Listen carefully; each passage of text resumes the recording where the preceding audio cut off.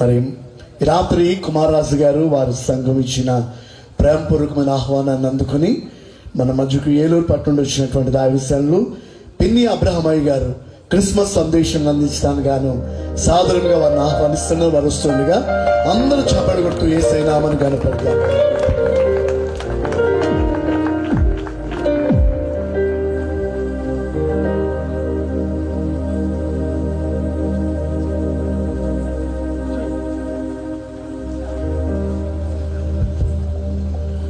మనందరూ తలలో వచ్చుదాం, చిన్న ప్రార్థన చేసుకుందాం. మమ్మల్ని మిగిలిగా ప్రేమించుచున్న మా పరలోకపు తండ్రి, నీకు వందనాలు, స్తోత్రం చెల్లిస్తున్నాం. ఈ రాత్రి ప్రభువా నాయనా, నీ దీన సేవకుడికి ఇక్కడ నిలబడుతున్నాను తండ్రి. ఏ ఉద్దేశం చేత ఈ రాత్రి ఇక్కడికి మీరు పంపించి ఉన్నారో ఉద్దేశాన్ని మీరు నెరవేర్చండి ప్రభువా. నీ వాక్యాన్ని వెదజల్లుచుండగా ప్రభువా నాయనా, ప్రతి ఒక్కరూ ప్రభు వినగలిగిన చెవులు, గ్రహించగలిగిన మనస్సులు మీరు దయచేయండి నాయన. వాక్యంకున్న సమస్త విధమైన ఆటంకాలు మీరు తొలగించమని ప్రార్థన చేస్తున్నా. ఈ క్రిస్మస్ యొక్క నిజమైన ఆనందాన్ని మా హృదయంలో ఈ రాత్రి మేము పొందుకొని తిరిగి వెళ్ళటానికి సహాయం చేయమని యేసు నామములో అడిగి వేడుకుంటున్నాం పరమ తండ్రి. సంతోషం ఉంటే ఒకసారి అందరం చేతులు పైకి నవ్వుతూ దేవునికి స్తోత్రం చెల్లిద్దాం. హల్లెలూయా. క్రిస్మస్ అంటేనే క్రీస్తుని ఆరాధించుటని అందరూ ఒకసారి నిలబడితే ఒక చిన్న చరణం పాడుకుందాం. ఎందుకంటే ఆయనను ఆరాధించని క్రిస్మస్ ఏది క్రిస్మస్ కాదు. కొంచెం అందరూ లేచి నిలబడి చప్పట్లు కొడితే కొంచెం చలి కూడా తగ్గుతుంది.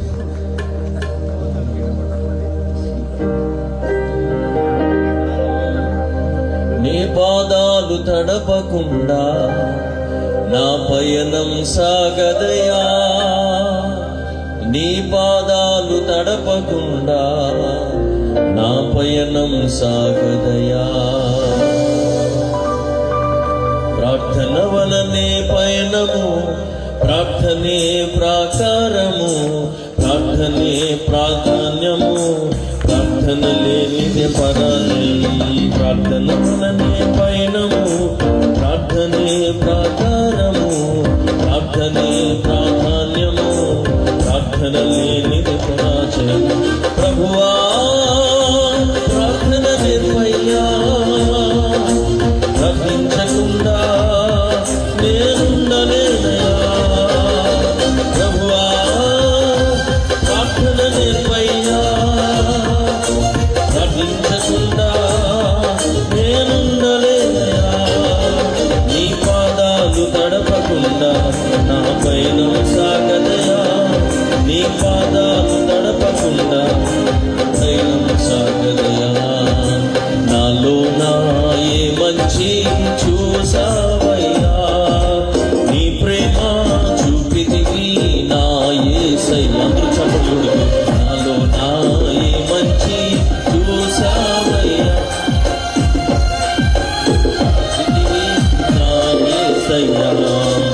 ఉన్నావులే ప్రతి క్షణమునా, కలిసున్నావులే ప్రతి అడుగునా.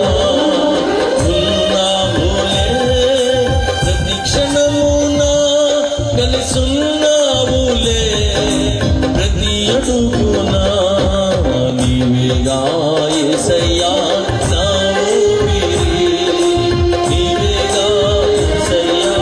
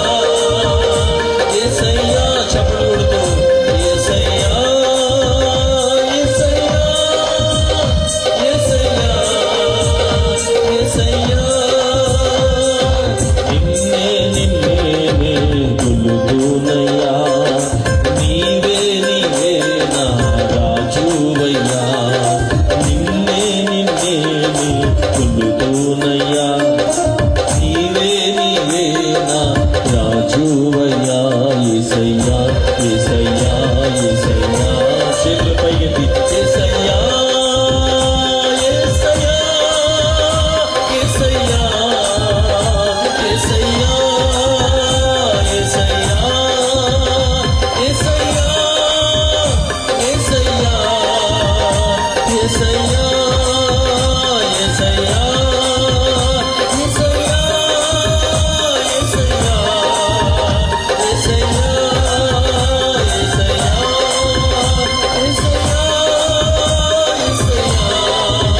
యేసయ్యా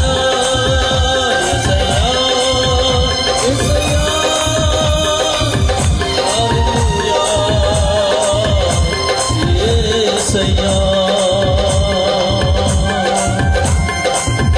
గట్టిగా చప్పట్లు కొడదాం. యేసయ్యకి రాత్రి అందరం దగ్గరగా స్తోత్రాలు చెల్లిద్దాం. గట్టిగా చప్పట్లు కొడదాం. సమస్త మహిమ ఘనత ప్రభావాలు దేవునికి మాత్రమే కలుగును గాక. ఆమేన్. కూర్చున్నాం. మన ప్రభు అయిన యేసుక్రీస్తు నామములో ఈ రాత్రి కూడి వచ్చిన మీ అందరికీ కూడా ప్రభు పేట నా ప్రత్యేకమైన వందనాలు చెల్లిస్తూ ఉన్నాను. నన్ను ప్రేమపూర్వకంగా ఈ రాత్రి దేవుని సందేశాన్ని అందించడానికి ఆహ్వానించిన ప్రత్యేకంగా దైవజనులు కుమార్ రాజ్ గారికి, వారి సంఘానికి, మరి ఇక్కడ చాలామంది గనులైన దైవజనులు ఉన్నారు, నాకంటే పెద్దవారు, మరి పరిచర్ల అనుభవం కలిగిన వారు అనేక మంది ఇక్కడ ఉన్నారు. వారందరికీ కూడా పేరు పేరున నా హృదయపూర్వకమైన వందనాలు చెల్లిస్తూ ఉన్నాను. ఇప్పటిదాకా మరి మంచి శుభాలు చెప్పిన సామ్యలయ్య గారు, మరి ఎంతో కాలం నుండి పరిచయం, అలాగే ఇక్కడ బాబు గారు ఉన్నారు, అలాగే అయ్యగారు, అందరూ కూడా బాగా పరిచయం ఉన్నవారు చాలామంది ఇక్కడ కనపడుతున్నారు. చాలా సంతోషంగా ఉంది. మీకు కూడా సంతోషంగా ఉంటే ఒకసారి గట్టిగా హల్లెలూయా చెప్పండి. ఒక సామెత ఉంటుంది, ఏంటంటే తక్కువసేపు చెప్పే వాళ్ళు ఎక్కువసార్లు పిలుస్తారంట. అందుకనే చాలా కొద్దిసేపులో నేను చెప్పేసి వెళ్ళిపోతాను, ఎందుకంటే మళ్ళీ మళ్ళీ పిలుస్తారు. ఎందుకంటే క్రిస్మస్ అంటే ఇంకా అందరు ఫోకస్ ఇంచుమించుగా ఇప్పుడు గిన్నెల మీదకి వెళ్ళిపోతూ ఉంటుంది. అవునా కదండి? ఎందుకంటే ఇప్పటికి చాలా సమయం అయింది. చాలా క్లుప్తంగా మరి నా సాక్ష్యాన్ని కూడా పంచుకోమని చెప్పారు. దేవుని వాక్యంలో నుంచి సాక్ష్యాన్ని పంచుకోవాలని ఆశపడుతూ ఉన్నాను. ఇక్కడ నిలబడుతున్నానంటే కేవలం దేవుని కృప మాత్రమే. దానికి కారణం యేసయ్య. దేవునికి స్తోత్రం. ఎందుకు అనంటే దేవుని వాక్యంలో నుంచి అనేకమైన విషయాలు రాత్రి మనం నేర్చుకుంటూ ఉండగా ప్రభు మనకి సహాయం చేస్తాడు. చాలా క్లుప్తంగా ప్రభు నా ప్రార్థన చేసినప్పుడు ప్రభు నా హృదయంలో ఇచ్చిన కొన్ని మాటలు మీతో పంచుకోవాలని రాత్రి నేను ఎంతో ఆశపడతా ఉన్నాను. క్రిస్మస్ అంటేనే మాట్లాడుకుంటానికి చూడండి, ఎన్ని సంవత్సరాలు గడిచిపోయినా కూడా ఎంత మాట్లాడినా కూడా సరిపోనది దేవుని వాక్యం. హల్లెలూయా. నేను చాలాసార్లు ఇలాగ అంటాను, ప్రపంచంలో అనేకమైన పుస్తకాలు ఉంటాయి. మీరు ఆ పుస్తకాలు చదువుతున్నప్పుడు ఆ పుస్తకం రాసిన వాళ్ళు ఎవరు మీతో ఉంటారా? అయితే వారు చనిపోయి ఉంటారు, లేకపోతే వేరు వేరు దేశాల్లో ఉంటారు. కానీ ఒకే ఒక గ్రంథం నువ్వు చదువుతున్నప్పుడు ఆ రాయించిన ఆయన నీతోనే ఉండి నీతో మాట్లాడుతూ ఉంటాడు. అది పరిశుద్ధ గ్రంథం. దేవునికి స్తోత్రం. హల్లెలూయా. అది యందు వాక్యము ఉండెను, వాక్యము దేవుని యొద్ద నుండిను, వాక్యమే దేవుడంట. ఎంత మాట్లాడినా ఎంత తవ్వినా కూడా ఇంకా ముత్యాలు బయటపడినట్టుగా అంత లోతైన మర్మం కలిగిన దేవుని వాక్యాన్ని రాత్రి మరొకసారి మనం ఆలకించడానికి ప్రభు ఎంతో కృపానుగ్రహించున్నారు. 1969 సంవత్సరంలో జూలై 20వ తారీఖున చాలామంది మనుషులు మొట్టమొదటిసారిగా ఏం చేశారంటే చంద్రుడి దగ్గరికి వెళ్ళి అక్కడ అడుగు పెట్టారు చంద్రగ్రహంలో. తిరిగి వచ్చిన తర్వాత వాళ్ళ యొక్క ఎక్సైట్మెంట్ అంతా ఇంత కాదనమాట.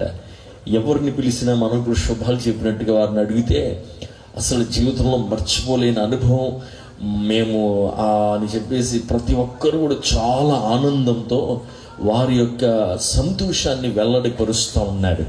అందరూ చెప్పేసిన తర్వాత ఒక ఆయన లేచాడు.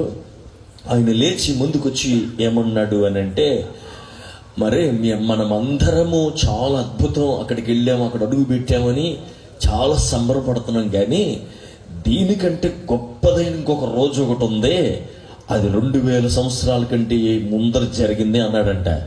వీళ్ళందరూ ఆశ్చర్యపోయారు. అదేంటి, ఇంతకన్నా గొప్ప రోజు ఏమైనా ఉంటుందా? ఏమంటే చంద్రగ్రహంలో అడుగు పెట్టింది గొప్ప కదా, మనుష్యుడు దానికంటే గొప్ప రోజు ఉందంటే అప్పుడు ఆయన అన్నాడంట, 2000 సంవత్సరాల కంటే ఎక్కువ ఒక రోజు ఉంది, అది ఇంకా గొప్ప రోజు. అదేంటంటే సర్వశక్తుడైన దేవుడు తన మహిమను విడిచిపెట్టి తను మహిమ చేత కప్పబడిన పరిస్థితులను వేల కొలది కోట్ల కొలది దేవదూతుల మధ్యలో కొనియాడబడుతున్న దేవుడు ఆ స్థలము విడిచిపెట్టి వచ్చి ఈ భూమి మీద అడుగు పెట్టింది దీనికంటే గొప్పది అన్నారంట. గట్టిగా చప్పట్లు కొడతారా? హల్లెలూయా చెప్పండి. కనుక ఆ సందర్భమే మన క్రిస్మస్గా జరుపుకుంటున్నాం. మనకి రోజు కాదు ప్రాముఖ్యత, ప్రభువు నిజముగా ఈ భూమి మీదకి వచ్చి జన్మించాడు అనేది చాలా ప్రాముఖ్యమైన విషయం. నేను ఒక 2 నెలల క్రితమే ఇశ్రాయేలు దేశం వెళ్ళడానికి ప్రభు నాకు కృప ఇచ్చాడు. పలుమార్లు దేవుడి సన్నిధిలో ప్రార్థన చేసినప్పుడు ప్రభు మరి 2 నెలల క్రితం వెళ్ళడానికి సహాయం చేశాడు. వెళ్ళినప్పుడు ఈ యొక్క బైబిల్ గ్రంథంలో చెప్పబడుతున్న మాటలన్నీ అక్కడికి వెళ్ళి చూస్తున్నప్పుడు, అనుభవిస్తున్నప్పుడు చాలా ఒక అద్భుతంగా ఆయన అనుభవం అనిపించింది. బెత్లెహేముకు వెళ్ళడానికి దేవుడు సహాయం చేశాడు. ప్రభు ఎక్కడ పుట్టాడో, ప్రభు ఎక్కడ సంచరించాడో, ఆయన ఇక్కడ బాప్టిజం తీసుకున్నారో, ఆయన సంచరించిన ప్రాంతాలు, ఆయన సిలువ వేయబడిన ప్రాంతం, అవన్నీ తిరుగుతూ చక్కగా ఆ గెత్సెమనే అనుభవం ఎంతో అద్భుతంగా ఉంది. నేను ఎందుకు ఈ మాటలు చెప్తున్నాను అంటే, ఏదైనా ఒక విషయము అది వాస్తవం అని చెప్పాలి అని అంటే 2 ఉండాలి అందులో. ఒకటి చారిత్రాత్మకమైన రుజువు ఉండాలి, రెండోది జియోగ్రఫికల్గా కూడా రుజువు ఉండాలి. స్తోత్రం చెప్పండి గట్టిగా. ఆనాడు బెత్లెహేములో పుట్టిన ప్రభు ఈనాడు చరిత్రలో మనం చూస్తే రాయబడి ఉంటా ఉంది. చరిత్రతో పాటు జియోగ్రఫికల్గా నేడు కూడా ఆ ప్రాంతము పాలస్తీనాలో ఉంటా ఉంది. మీరు వెళుతున్నప్పుడు ఆ పాలస్తీనాకి అటు ఇటు పెద్ద గోడ ఒకటి కట్టారు. ఇప్పుడు ఆ వాళ్ళ అండర్లో ఉంది. అందుకని యెరూషలేములో నుండి పాలస్తీనాలకు ఒక 10 కిలోమీటర్ల దూరం ఉంటుంది. వెళుతున్నప్పుడు చెక్ పోస్ట్ ఉంటుంది. అక్కడ ఖచ్చితంగా మనం చెక్ చేస్తారు, పాస్పోర్ట్లు వీసాలన్నీ చెక్ చేసి అటు వెళ్ళాలి. మళ్ళీ ఇటు వచ్చినప్పుడు కూడా అలాగనమాట. కొన్ని సమయాలు దాటిన తర్వాత వెళ్ళటానికి అనుమతి లేదనమాట. సరే, ఎందుకు ఈ మాటలన్నీ చెప్తున్నానంటే, మనము ఈ రాత్రి ఏ సందేశం అయితే వినబోతున్నామో, ఎవరి గురించి మనం మాట్లాడుతున్నామో, ఆయన గురించి చరిత్రలో ఉంటాముంది. ఆ యొక్క జియోగ్రఫికల్ గా కూడా నిరూపించబడుతున్న ఒక గొప్ప వ్యక్తి. ఆయన యొక్క పుట్టుకని రాత్రి జ్ఞాపకం చేసుకుంటూ మనం జరుపుకునే సమయం ఇచ్చినందుకు దేవుడికి గట్టిగా హల్లెలూయా చెప్పండి. కానీ క్రిస్మస్ జరుగుతున్న కొలది నాకేమనిపిస్తుందంటే, క్రీస్తు పక్కకి వెళ్ళిపోతున్నాడేమో అని అనిపిస్తూ ఉంది. ఎందుకు అని అంటే, మనం సహజంగా బెట్టం కానీ కొన్ని ప్రాంతాలకు వెళితే పశువుల పాకలు కడతారు. పశువుల పాక కట్టి దాంట్లో యోసేఫ్ని పెడతారు, మరియని పెడతారు. ఏమంటే తర్వాత యేసు ప్రభు పుట్టిన చిన్న బొమ్మ అన్ని పెట్టారు. మీ కొట్టుకెళ్ళి కొంటే అన్నిటికంటే చీప్ ఏంటో తెలుసా? అన్నిటికంటే వెల తక్కువ యేసు ప్రభు, అన్నిటికంటే రేట్ ఎక్కువ ఎవరికంటే ఒంటికి. కానీ క్రిస్మస్ అసలు ప్రాముఖ్యమైన వ్యక్తి ఎవరు? యేసయ్య. ఎంత విలువిచ్చిన బైబుల్ ఇంగ్లీష్లో అంటాడైతే అన్డిస్క్రైబుల్ గిఫ్ట్ అంటే వివరించలేని బహుమానం, చెప్పసఖ్యము కాని బహుమానం. చేతులెత్తి హల్లెలూయా చెప్పండి. అంటే ఇంకెంత చెప్పినా కూడా సరిపోదు. ఆయన తీసుకొచ్చిన సమాధానం వివరించలేనిది. ఆయన మనకొచ్చిన విధానం, ఇచ్చిన విధానం అన్ని చూసుకుంటే సమస్తము ఆశ్చర్యముగా ఉంటా ఉన్నది. అంత గొప్ప దేవుడు ఈ రోజు ఏమైపోయాడంటే పక్కకు పెట్టేసినట్టుగా అనిపిస్తూ ఉంది చాలా సందర్భాలు మనం చూస్తూ ఉంటే.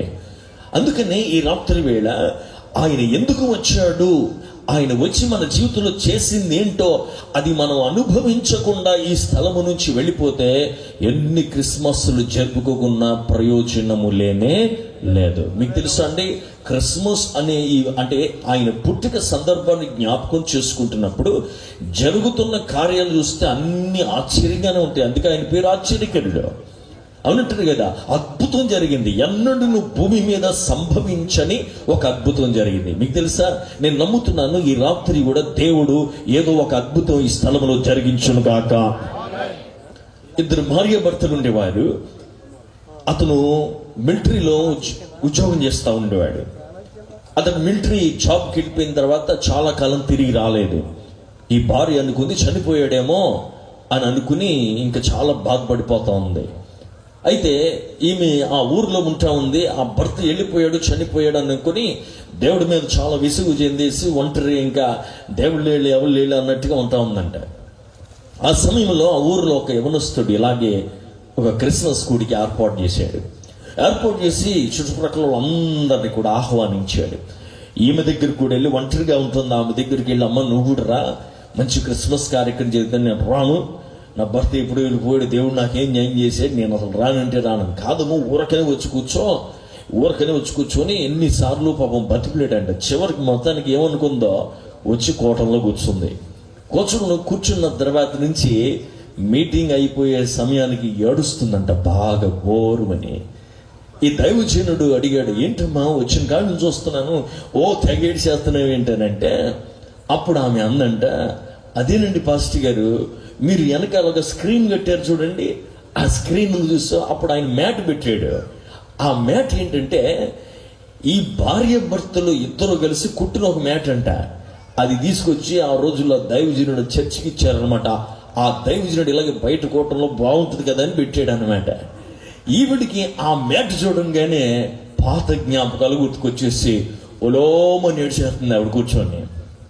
ఏడ్చేసిన తర్వాత మరల రెండవ రోజు కూడా ఆ కూటం అక్కడ జరుగుతూ ఉంది. ఆ జరుగుతున్నప్పుడు కొద్దిసేపు అయ్యాక చూస్తే ఒక ఆయన ఎదురు కూర్చొని ఆయన బోరుమని ఏడుస్తూ ఉన్నాడు. ఇంతకీ ఏంటయ్యా నువ్వు ఏడుస్తున్నావు అని పిలిస్తే ఆయన అన్నాడంటే, చాలా సంవత్సరాల క్రితం నేను నా భార్య కలిసి కుట్టిన మ్యాట్ ఉందండి వెనకాల, అది గుర్తు చేసుకుంటున్నప్పుడల్లా మాకు ఏడుపు వస్తుందన్నట. అప్పుడు ఆయన అన్నాడంట, ఏం బాధపడుకు, నీ భార్య బతికే ఉంది, నిన్న వచ్చి ఇక్కడ ఏడిచింది, వాళ్ళు నువ్వు ఏడిచావు, మీ ఇద్దరు కలిసి కలిసిపోండి అన్నారంట. దేవునికి స్తోత్రం, హల్లెలూయా చెప్పండి. ఒక క్రిస్మస్ కూడికలో సంవత్సరాల తరబడి విడిపోయిన ఒక జంటని తీసుకొచ్చి కలిపిన ఒక అద్భుతం జరిగింది. దేవునికి స్తోత్రం. వారికి అలాంటి అద్భుతం జరిగిందేమో, నీకు కూడా దేవుడి రాత్రి ఒక అద్భుతం చెయ్యను గాక. మీకు తెలుసా అండి, ప్రభు పుట్టినప్పుడు అక్కడ బాగా పరిచయం చేస్తున్న ఒక గుంపు మనకి కనబడుతుంది. స్పెషల్గా పరిచయం చేస్తున్నది ఎవరంటే దేవదూతలు, అవునా కదా. ఆ దేవదూతలు సంచరిస్తూ ఉన్నారు. అర్థం కానివాడికి అర్థమైనట్టు చెప్తా ఉన్నారు. వారు సంచరిస్తూ ఆదరణ లేని వాడికి ఆదరణ ఇస్తూ ఉన్నాడు, ధైర్యం లేని వాడికి ధైర్యం చెప్తా ఉన్నారు. అయ్యి బాబు నడవలేను అనుకున్నాను, నడవే బాబు నీకేం అవదలే అంటున్నారు. ఈరోజు రాత్రి కూడా నేను నమ్ముతున్నాను, మన మధ్యలో దేవుని దూతల సంచారం ఉందనుకుంటున్నాను. దేవునికి స్తోత్రం. నీ జీవితంలో కూడా అనేకమైన ప్రశ్నలు ఉండొచ్చు ఈ రాత్రి వేళ. అనేకమైన సందర్భాల్లో ఒకవేళ భయం నిన్ను ఆవరించుందేమో ఈ రాత్రి వేళ. ఎటు వేళలో తెలియని పరిస్థితుల్లో ఈ రాత్రి నువ్వు ఉన్నావేమో కానీ నేను చెప్తున్నాను, ఆ దినాన దేవుడు ఏ దేవదూతల్ని ఏర్పాటు చేసి ఉన్నాడో ఆ దూతలు మన మధ్యలో కూడా ఈ రాత్రి సంచరిస్తూ ఉన్నారు. అందుకంటాడు కదా, నీ రాకపోకలు యందు నిన్ను కాపాడుటకు ఆయన తన దూతలకు ఏం చేశాడంట, ఆజ్ఞాపించున్నాడు. మన పక్షంగా మాట్లాడడానికి, మన పక్షంగా నిలబడడానికి, మన పక్షంగా ఉండి నడిపించడానికి, మన పక్షంగా ఉండి ఆదరించడానికి పెద్ద దూతల సమూహాన్ని దేవుడు ఏర్పాటు చేశాడు. హల్లెలూయా చెప్పండి. క్రిస్మస్ లో ఇంకొక అద్భుతమైన మాట ఏంటంటే, దేవుడు ఏం చేసినా కూడా అన్ని తగిన సమయంలో ఆయన జరిగించే దేవుడు. 2 వాక్యాలు నేను చదువుతాను, చాలా క్లుప్తంగా దేవుని వాక్యాన్ని మీ ముందు నుంచి కూర్చోవాలని ఆశపడతా ఉన్నాను. ఒక వాక్యం వచ్చేసి గలతీయులకు రాసిన పత్రిక 4వ అధ్యాయము 4వ వచనము. గలతీయులకు 4:4. అయితే కాలము పరిపూర్ణమైనప్పుడు దేవుడు తన కుమారుని పంపెను, ఆయన స్త్రీ యందు పుట్టి మనము దత్తపుత్రులు కావాలేమని ధర్మశాస్త్రం మనకు లోబడి ఉన్న వారిని విమోచించుటకై ధర్మశాస్త్రమునకు లోబడిన వాడాయను.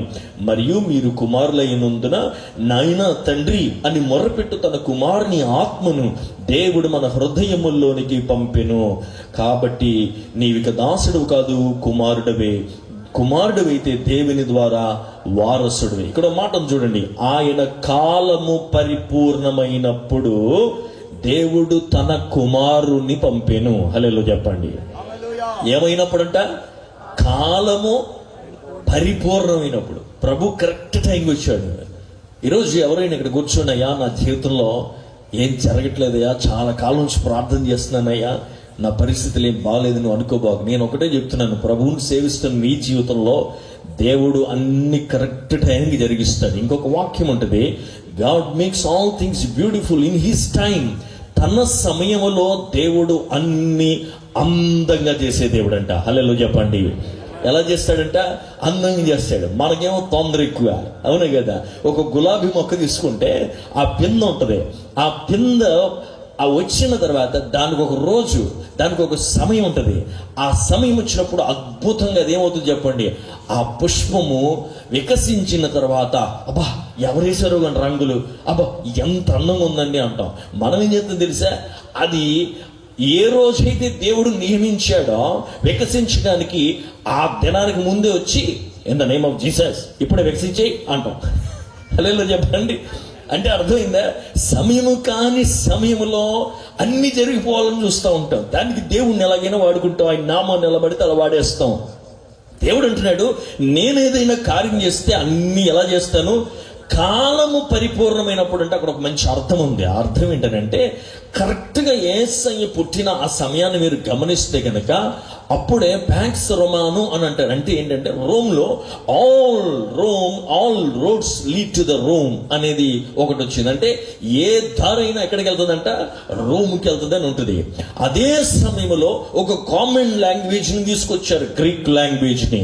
ఆ సమయంలోనే ఈ చలికాలం మనకి ఎలా జ్వరం వస్తుందో ఆ రోజు ప్రవచనాత్మకమైన జ్వరం పట్టుకుందంట. ఎందుకంటే మెస్సయ్య త్వరగా రాబోతున్నాడు, అర్జెంటుగా ఆయన చూడాలి అని. దేవుని వాక్యం అంటే దేవుని బిడ్డలు చూడండి, ఆయన పుట్టుక సమయానికి రోడ్లన్నీ తెరవబడిపోయిన, ఎట్టయినా సరే వెళ్ళిపోవచ్చు. ఆయన పుట్టిన సమయంలో అందరూ అర్థం చేసుకోగలిగిన ఒక కామన్ లాంగ్వేజ్ ని దేవుడు తీసుకొచ్చాడు. అంటే చూడండి, ఆయన సమయం ఎప్పుడు కూడా చాలా కరెక్ట్ గా ఉంటుంది.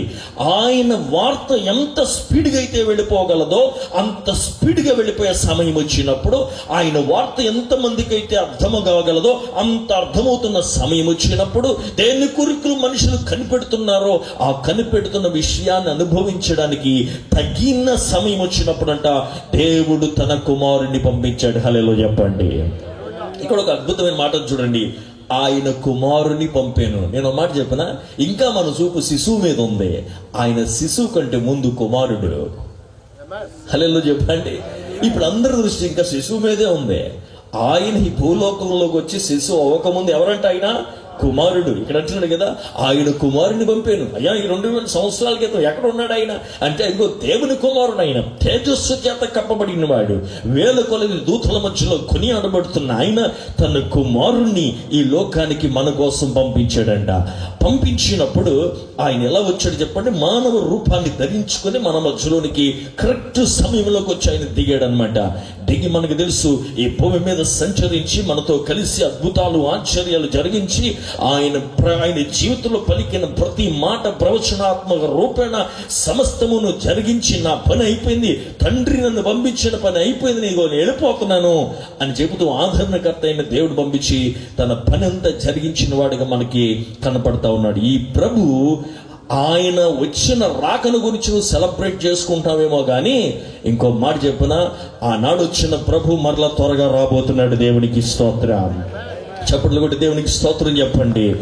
ఇంకా అది కాదు సెలబ్రేషన్. అసలు సెలబ్రేషన్ ఏంటి తెలుసా? ఆయన రాక గురించిన సిద్ధపాటున్న సెలబ్రేషన్. అందుకే దేవుడు ఇటువంటి కూటాలు పెట్టి పలు అవకాశాలు మనకి ఇస్తా ఉన్నాడు. ఎందుకు తెలుసా? ఆయన మరొక రాక ఈ భూమి మీదకి రాబోతున్నాడు. ఎవరి కోసం అంటే, తన్ను ప్రేమించు వారిని తీసుకెళ్ళడానికి. కొరింథీయులకు రాసిన పత్రికలో ఒక మాట ఉంటుంది, దేవునిని ప్రేమించిన వాడు శపించబడును గాక, ప్రభు వచ్చుచున్నాడు అని ఉంటుంది. అంటే అర్థం ఏంటి? ఎవరి కోసం వస్తున్నట్టు అయినా తన్ను ప్రేమించే వారి కోసం వస్తున్నాడు. దేవుని వాక్యం ఏంటంటే, దేవుని బిడ్డలారా, ఈ రాత్రి వేళ నా సందేశం ఏంటి, ప్రభు నా హృదయంలో ఇచ్చిన మాట ఏంటి అని అంటే, మత్తయి సువార్తలో చూడండి 1వ అధ్యాయము 20వ వచనములో ఒక వ్యక్తిని దేవుడు నాకు జ్ఞాపకం చేసి ఉన్నాడు. ఆ వ్యక్తిని గురించిన కొద్దిపాటి విషయాలు మీకు చెప్పేసి నేను ప్రార్థన చేయాలనుకుంటున్నాను. సంతోషం ఉంటే 2 చేతులు పైకెత్తి ఒకసారి గట్టిగా హల్లెలూయా చెప్పండి. హల్లెలూయా. చూడండి, మత్తయి సువార్త 1వ అధ్యాయము మనము 19వ వచనం చదివితే, ఆమె భర్త అయిన యోసేపు నీతిమంతుడై ఉండి ఆమెను అవమానపరచనొల్లక రహస్యముగా ఆమెను విడనాడ ఉద్దేశించెను. అతడు ఈ సంగతులను గురించి ఆలోచించుకొనుచుండగా, ఇదిగో ప్రభు దూత స్వప్నమందు అతనికి ప్రత్యక్షమై, దావీదు కుమారుడా యోసేపు, నీ భార్య అయిన మరియను చేర్చుకొనుటకు భయపడకము, ఆమె గర్భము ధరించినది పరిశుద్ధాత్మ వలన కలిగి ఉన్నది అని అక్కడ మాట్లాడుతూ ఉన్నాడు. చేతులెత్తి హల్లెలూయా చెప్పండి. కొంచెం గట్టిగా హల్లెలూయా చెప్తారా? ఇంకొంచెం గట్టిగా హల్లెలూయా చెప్తారా? ఇక్కడ ఎవరి గురించి రాత్రి జ్ఞాపకం చేసుకుంటున్నాం? యోసేపు అనే వ్యక్తిత్వాన్ని.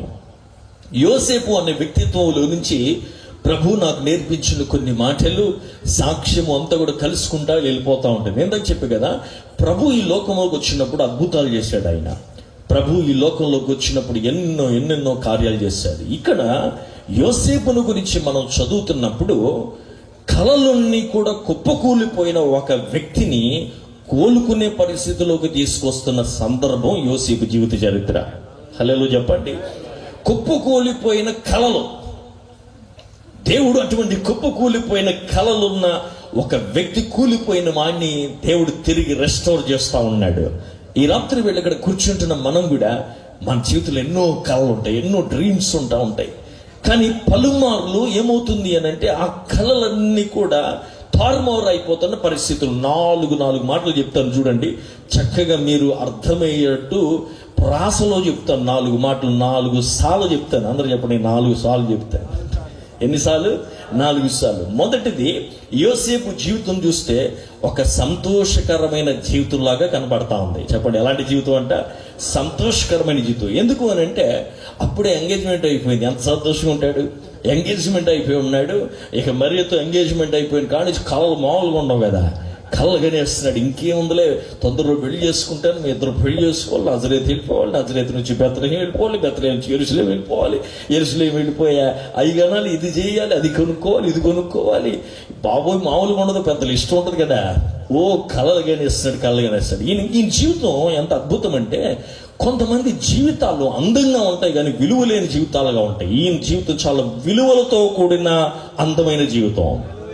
కారణం ఏంటి అని అంటే, అతడు ఎంగేజ్మెంట్ అయిపోయిన కాడి నుంచి వివాహం జరిగేంత వరకు కూడా విలువలతో జీవించిన వాడుగా కనపడుతున్నాడు. ఎవరు? యోసేపు. ఈరోజు చాలా మంది అద్భుతమైన జీవితాలు జీవిస్తున్నారు కానీ విలువలేని జీవితాలు జీవిస్తూ ఉన్నారు. వాక్యానుసారమైన విలువలు లేని జీవితాలుగా ఉంటున్నాయి. కానీ అలా ఉండకూడదు. వాక్యానుసారమైన విలువ కలిగిన సంతోషకరమైన జీవితాలు మనం జీవిస్తే గనుక అనేక మంది మన ద్వారా ప్రభువుని తెలుసుకోగలుగుతారు. హల్లెలూయా చెప్పండి. సో యోసేపు జీవితంలో చూస్తే చాలా సంతోషంగా ఉంది, సంతోషంగా జీవిస్తున్నాడు, చాలా కళలు కంటా ఉన్నాడు. ఎన్నో కళలు కన్నా ఈయన జీవితంలో మొదటిది సంతోషం అయితే తొందరగా వచ్చి పడిపోయింది. రెండవది, దాని పేరు సమస్య అన్నమాట. చెప్పండి, ఏంటి దాని పేరు? సమస్య. అందరూ చెప్పండి, దాని పేరేంటి? సమస్య. కళ్ళగనేసాడు. నేను జీవితంలో చాలా కళ్ళగనుండి. నా గురించిన సాక్ష్యం కూడా కొంతమంది మా కుటుంబం గురించి తెలిసిన వాళ్ళు కూడా ఉన్నారు. చిన్నప్పుడు నాకున్న పెద్ద కళ ఏంటంటే, నేను ఒక పెద్ద పైలట్ అయిపోవాలి, విమానం తోలాలి. మా నాన్నగారు దైవ సేవకులు, మీ అందరికీ తెలుసు. వారు ఎంతో కాలము నార్త్ ఇండియాలో పరిచయం చేశారు. ఆ కష్టాలు పరిస్థితులు అన్నీ చూసాక అనిపించింది, నేను ఒక్కడే సూర్యుని చంద్రుని అంటే ఒక్కడే కొడుకుని. సో నేను అనుకున్నాను, మా అక్క చెల్లెలు ఉన్నారుగా, వాళ్ళు ఎవరో ఒకరు సమర్పించుకుంటారులే, మనం హాయిగా పైలట్ అయిపోతే గొడవ ఉండదు, మనం డ్యూటీ చేసుకుంటాం, డబ్బులు వస్తాయి, నాన్నకి ఎవరికైనా కొంచెం సహాయం ఉండొచ్చు. పెద్ద కళ, మామూలు కళ్ళ కూడా కాదు, ఎంతకన్నా మించిన కళ్ళ కూడా కన్నాను. కన్నప్పుడు దేవుడు నన్ను 10వ తరగతిలో పట్టుకున్నాడు. ఆయన, ఒరే బాబు, నీ కళలన్నీ బాగానే ఉన్నాయి కానీ దేవుడు అన్నాడు, నీ ఆలోచనలు కాదు నా ఆలోచనలో, నీ తలంపులు కాదు నా తలంపులో. పలుమార్లు ప్రభు నాకు చెప్పిన నేను ప్రభు అన్నాడు, నువ్వు అంత పైకి ఎగరాల్సిన అవసరం లేదు, కింద మర్యాదగా పాస్టర్గా నడువు అన్నాడు దేవుడు. మనం వింటామా? ఏమం కదా. అలాగూ దేవుడు 15వ ఏట ప్రభు నన్ను పట్టుకున్నాడు. ఒక భయంకరమైన బలహీనతకు గురై మరణకరమైన పరిస్థితిలో ఉండి రాత్రులు పడుకుంటే అసలు నిద్ర పట్టేది కాదు. పీడగలలు అనమాట, మనుషులు చంపేస్తున్నట్టు, నన్ను ఎవడో చంపేస్తున్నట్టు. నేను ఒక ఆయన చెప్పాను, అయ్యా నాకు నిద్ర పట్టట్లేదు, కొంచెం నాకు పాటలు అంటే చాలా ఇష్టం, ఒక పాటలు సెట్ తీసుకురండి అంటే ఆయన తీసుకొచ్చి పెట్టాడు. ఏంటో తెలుసా, కొంతమంది నిజంగా ఎలా ఉంటారు అని అంటే మనుషులు పేరు కోసమే కానీ వివేకం ఉండదు అంటారు. ఏంటంటే వివేకం. కొన్నిసార్లు పాస్టర్ గారు చెప్తారు కదా గుళ్ళో, అమ్మ ఈరోజు సమయం లేదు, దయచేసి ఎవ్వరు పాట పాడి సాక్ష్యం చెప్పుకుంటే ఒక ఆమె ఉందంట, అయ్యో నేను పాట పాడను కానీ నడిపించున్నాను, పాట చదువుతానండి అందంట. అంటే ఎన్ని వచ్చినాలంటే అందులో ఏమంటే అసలే సమయం లేదంటే అదే వివేకం లేకపోవడం అంటే. అవును కదా. ఆయన తీసుకొచ్చి ఇచ్చిన పాట ఏంటి తెలుసా, కళ్యాణం కమనీయం ఈ సమయం అతిమోదు. నేను ఎక్కడున్నా హాస్పిటల్ వేట మీద కూడా ఉన్నా. నాకు హాస్పిటల్కి వెళ్ళినప్పుడల్లా అనిపిస్తుంది కదా, దేవుడు చెప్పినప్పుడు మనుషులు ఇండేస్తే మంచిది అని అనిపిస్తుంది. లేకపోతే దాని లోపల ఒకటి ఉంటుంది, దాని పేరేంటి తెలుసా, 3 అక్షరాలు ఉంటాయి. ఏంటి చెప్పండి, ICU. దాని అర్థం ఏంటి, ఇంటెన్సివ్ కేర్ యూనిట్ అంటాం. నాకేం అర్థమైంది తెలుసా, ICU. చేతులు తేలలో చెప్పాడు, ప్రభువా నేను నిన్నే చూస్తున్నాను, నేను చూద్దామన్నా లోపలికి రాని, ఇట్లా వచ్చిన వాడిని కూడా 2 నిమిషాల తర్వాత పంపించేస్తారు. చూద్దామన్నా లైట్లన్నీ డిమ్ చేస్తారు, పక్కకు చూస్తేనేమో ఇంకా భయం వచ్చిన పరిస్థితి. నాకంటూ చూడడానికి ఎవరైనా ఉంటే నువ్వే ప్రభువా, అందుకే ఇదిగో నా జీవితం నీకు ఇచ్చేస్తున్నాను ఆయన. ఎన్నిసార్లు చెప్పాడు దైవజనుడు గుళ్ళో సమర్పించుకోమంటే, అక్కడ సమర్పించుకోరంట, ఐసీయూలో డాక్టర్ల మధ్యలో పేషెంట్ల మధ్యలో సమర్పించుకుంటారంట. అలాంటి నేను కూడా చేతుల దేహాలలో చెప్పండి. అక్కడ చెప్పాను, ప్రభువా నువ్వు నన్ను బతికిస్తే ఇక నీ సేవే చేస్తాను ఆయన అన్న. ఇక ఆ రోజు పట్టుకున్న వాక్యాన్ని, కానీ నేను అనుకున్నట్టుగా జీవితం సాగలేదు. ఇక్కడ తెలుసు చాలా మందికి, మా అమ్మ బాగా ప్రార్థన పొర్రాలండి, ఆవిడ ప్రార్థన వల్ల ఇక్కడ నిలబడుతున్నా. చేతులైతే హల్లెలూయా. ఎందుకు తెలుసు, నేను ఎక్కువ మాట్లాడను, మనుషుల ముందు నిలబడడం నాకు అంత ఇష్టం లేదు. అలాంటి నన్ను ప్రభు ఈ రాత్రి నిలబెట్టాడంటే నేను ఎక్కడికి వెళ్ళినా ధైర్యంగా చెప్తాను, నన్ను బట్టి ఏమి లేదు. కానీ మా అమ్మ చేసిన ప్రార్థన రోజుకు 6 గంటలు చేసేది. కుప్పకూలి పరిస్థితిలో ఏ రోజు వచ్చి నువ్వు పనికిరానోడివి, నీ జీవితం వేస్ట్ అని ఏ రోజు నన్ను తిట్టలేదు. మా అమ్మ చెప్పడనేది, ఇదిగో నువ్వు గొప్ప దైవజనుడు అవుతావు, నువ్వు అనేక దేశాలు తిరుగుతావు, ప్రభు నేను ఎంతో ఆశీర్వదిస్తాడు, ప్రభు నువ్వు ప్రసార మధ్యలో వాక్యం చెప్తా ఉంటే నేను తలదించుకొని నవ్వుకొని, మా అమ్మకి పిచ్చి పట్టిందేమో, ఏంటి ఇలా మాట్లాడుతుంది, నేను అసలే నిలబడలేనంటే, అసలే తిరగలేనంటే, నువ్వు దేశాలు తిరుగుతావు వాక్యం చెప్తావు అని అంటూ ఉంది అనుకున్నాను. కానీ ఈ రోజున ఇప్పటికి 19 దేశాలు ప్రభు కొరకు తిరగడానికి దేవుడు సహాయం చేశాడు. ఆయన కొత్త ముందు సంవత్సరం వరకు నిరంతరము శుభవార్తను వాక్యం చెప్పడానికి దేవుడు సహాయం చేశాడు. నేను కోయంబత్తూరులో ఉన్నాను, ఈ రోజు ఇక్కడ ఉన్నాను, రేపు ఇంకో చోట ఉంటాను, వచ్చే వారు అరకులో ఉంటున్నాను. అలా తిరుగుతూ ప్రభు కొరకు చేస్తూ ఉంటే ఎక్కడ నిలబడిన అనిపిస్తుంది, నాయనా నువ్వు ఎంత గొప్ప దేవుడు నాయనా. నిజమే, క్రిస్మస్ సందర్భాన్ని కూడా జ్ఞాపకం చేసుకుంటే ప్రభు ఈ లోకంలోకి వచ్చింది ఎందుకు తెలుసా, అల్పులైన వారిని గనులుగా మార్చడానికి. బెత్లెహేము అల్పమైన ప్రాంతం, అవునంటారు కదా, అక్కడ ఏమీ లేదు, ఏముంది చెప్పుకుంటానికి, ఘనంగా చెప్పుకుంటానికి ఏమి లేదు. మీరు క్రిస్మస్ సందర్భం అంతా తీసుకుంటే విలువలేని వస్తువులు, అల్పమైన వస్తువులను, అల్పమైన వ్యక్తులను, అల్పమైన ప్రాంతములనే దేవుడు చూస్ చేసుకున్నాడు. వాటిని చూస్ చేసుకుని చాలా గ్రేట్ గా దేవుడు మార్చేశాడు. ఈరోజు బెత్లెహేం చూడండి ఎంత బిజీ ప్రాంతం అయిపోయిందో. అక్కడ చర్చ్ ఆఫ్ నేటివిటీ అని ఒక మందిరంలా కట్టారు. ఆ లోపలికి వెళితే ప్రభు పుట్టిన స్థలం ఉంటుంది. మేము గుంపులో వెళ్ళినప్పుడు ఒక ఆయన అక్కడ బోల్తా పడిపోయి బేభత్సంగా ఏడ్చేసాడు. అబ్బా ప్రభు నువ్వు ఎంత గొప్పవాడు, తట్టుకోలేకనమాట. చేతులెత్తి గట్టిగా హల్లెలూయా చెప్పండి. దేవుని వాక్యం ఇచ్చిన దేని బిడ్డలారా, అల్పులను గనులుగా చేయడానికి ప్రభు ఈ లోకంలోనికి వచ్చి ఉన్నాడు. ఇక్కడ యోసేపు కూడా మనం చూస్తే చాలా సంతోషంలో ఉన్న వ్యక్తి, చాలా కలలు కంటున్న వ్యక్తి. ఒక్క రోజులో ఏమైందంటే కలలన్నీ ఏమైపోయింది చెప్పండి, తారుమారైపోయింది. ఎందుకు అయిపోయిందో చెప్పనా, ఒక వాట్సాప్ మెసేజ్ వచ్చిందంట. అంటే మనకు అర్థం అవడానికి అప్పుడు వాట్సాప్ లేదులేండి. వాట్సాప్ మెసేజ్ ఎక్కడి నుంచి వచ్చిందంటే మరియ దగ్గర నుంచి వచ్చింది. వాట్సాప్ మెసేజ్ ఏంటంటే, ఏమండి ఐఎమ్ క్యారీ అందంట. ఈ దెబ్బకు ఒకసారి ఉలుకుపడ్డాడు, ఇదేంటి ఇంకా మన ఎంగేజ్మెంట్ కదా అయింది, ఇదేం మెసేజ్ రా బాబుని చాలా కలవరపడిపోతుండే ఏం పట్టుకుని టెక్స్ట్ కొట్టేస్తుంది. హల్లెలూయా చెప్పండి. టెక్స్ట్ ఏంటంటే, ఇదిగో రాత్రి తోత వచ్చింది నా దగ్గరికి, ఇదిగో నాతో మాట్లాడింది, ఇదిగో నువ్వు పరిశుద్ధాత్మ ద్వారా గర్భం ధరించి కుమారునికి అనుభూతున్నావు. ఈ టెక్స్టులు కొడుతుంటే ఈయనకి టెన్షన్ పెరిగిపోతుంది. ఈ టెక్స్ట్ ఏంటి, ఈ మాట్లాడుతుంది ఏంటి, నా పరిస్థితి ఏంటని పెద్ద సమస్య వచ్చి పడిపోయింది. ఎవరి జీవితంలో చెప్పండి? యోసేపు జీవితంలో సమస్యలు లేని వారు ఉంటే ఎవరైనా హల్లెలూయా చెప్తారా? హల్లెలూయా చెప్పిన వాళ్ళు పెద్ద సమస్య. దేవుడికి స్తోత్రం చెప్పండి. సమస్య లేని వాళ్ళంటూ ఎవరు కూడా లేరు. కానీ నాకు యోసేపు గురించి ఎక్కువ బాగా ఎందుకు నచ్చుద్దంటే, ఆయన డైలాగ్స్ ఎక్కడ కనపడ, వాక్యంలో ఎక్కువ ఎక్కడ మాట్లాడినట్టుగా కనపడ్డా. కొన్నిసార్లు బైబిల్లో ఒక వ్యక్తి ఎక్కువ మాట్లాడకపోతే దాని అర్థం ఏంటంటే ఆ వ్యక్తి యొక్క స్వభావం నుంచి నేర్చుకోవాల్సినవి ఏ ఉంటాయని అర్థం. హల్లెలూయా చెప్పండి. ఎక్కడ ఏం మాట్లాడినట్టుగా కనపడ్డా ఎక్కువ ఆయన. ఇక్కడ ఆయన సమస్య జీవితంలోకి వచ్చింది. ఒకటి గుర్తుపెట్టుకోవాలి, మన జీవితాల్లో కూడా సమస్యలు ఎందుకు వస్తాయి అని అంటే, అస్సలు మన స్వభావం ఏంటో దేవుడు బయలుపరచడానికి. చేతులెత్తి హల్లెలూయా చెప్పండి. ఒక మనుషుడు చాలా ఆత్మీయుడు, అతడు సడన్ గా బలహీనమైపోయి హాస్పిటల్ పాలైపోయాడు. హాస్పిటల్ పాలైపోగానే తన స్నేహితుడు దర్శించడానికి వస్తా ఉన్నాడు. వచ్చి తను దర్శించబోతున్నప్పుడు ఈ స్నేహితుడు అన్నాడు, ఒరే నువ్వు నన్ను ఏం అడగబోతున్నావు నాకు తెలుసులేరా అన్నాడంట. పడక మీద ఉన్నవాడు ఏంటంటే, అరే నువ్వు దేవుణ్ణి ఎంత ప్రేమిస్తావు కదా, అసలు నీకు ఎందుకు ఇలా సంభవించిందనే కదా నువ్వు అడగబోతున్నావు అన్నాడంటే ఈయనే. అప్పుడు అన్నాడు, అవును నిన్ను అదే అడుగుదామని వచ్చాను అన్నాడంట. అప్పుడు ఆయన అన్నాడంట, మరి బైబిల్లో 2 వాక్యాలు ఉంటాయి, ఈ 2 వాక్యాలని ముందు పెడుతున్నాను, ఏ వాక్యం ఎంచుకుంటే బాగుంటుందంట అన్నాడంట. ఎవరో పడక మీద ఉన్నవాడే. ఆయన ఏమనంటే, ఒక వాక్యమేమో ఆదికాండము 42వ అధ్యాయము 36వ వచనం, ఇంకొకటేమో రోమిలికి రాసిన పత్రిక 8వ అధ్యాయము 28వ వచనం. 42 ఆదికాండంలో ఏమని ఉంటుందంటే, నాకంత ప్రతికూలమైంది అని మాట్లాడుతూ ఉన్నాడు.